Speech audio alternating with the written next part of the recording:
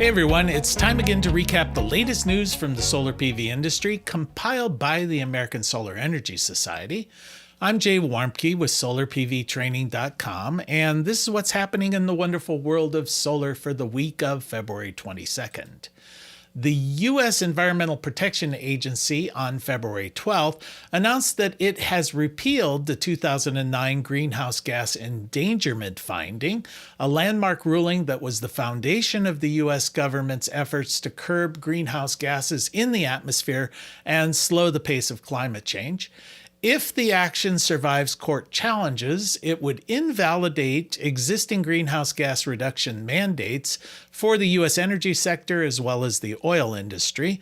It would also make it harder for future administrations to regulate climate warming emissions. The EPA also said that it is rescinding all greenhouse gas reduction mandates for vehicles, which are the single largest U.S. source of climate changing emissions. This decision is the latest in a number of actions taken by the Trump administration designed to roll back environmental rules. Legislation designed to restrict renewable energy projects is traveled from Utah to Louisiana and now is being considered by legislatures in New Hampshire, Arizona, and Ohio. The proposed legislation is part of a push by fossil fuel-aligned groups to promote natural gas and to hurt renewable energy generation sources. Based on model legislation written by the American Legislative Exchange Council, or ALEC, it has been introduced into these states' legislatures. Recently introduced in Ohio, Senate Bill 294 amounts to a ban on utility-scale wind and solar by adopting a new definition of reliable energy source that would require all new power plants to be able to operate anytime, day or night. In addition, power plants must have a minimum capacity factor of 50%. Now, a plant's capacity factor is a measure of how its actual output compares to the maximum that is technically possible if it operated at full capacity 24/7.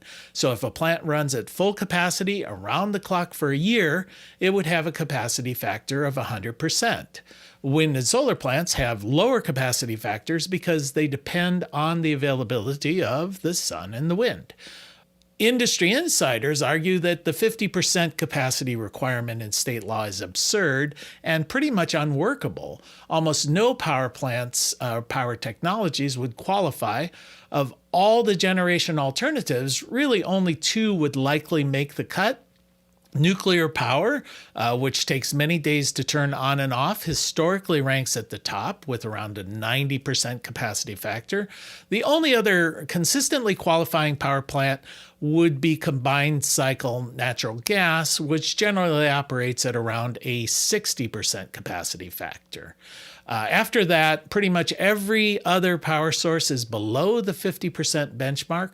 These include all the renewables, such as wind and solar, and hydropower, another leading renewable energy source, which averages around 34.6%.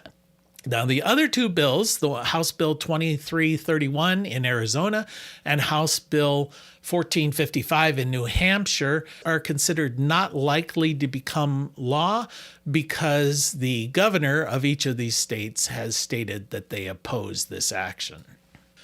A German company, the Fraunhofer Institute for Solar Energy Systems, has announced its Morpho Color technology product line that suggests that people are no longer merely interested in high efficiency when it comes to choosing solar technology, but also in the aesthetics of the installation. The Morpho Color panels incorporate a vacuum coating method that fixes any number of colors options that are on the glass of the cover of the solar panel. They contend that the process produces 95% of the power that would be produced by a similarly uncoated solar panel.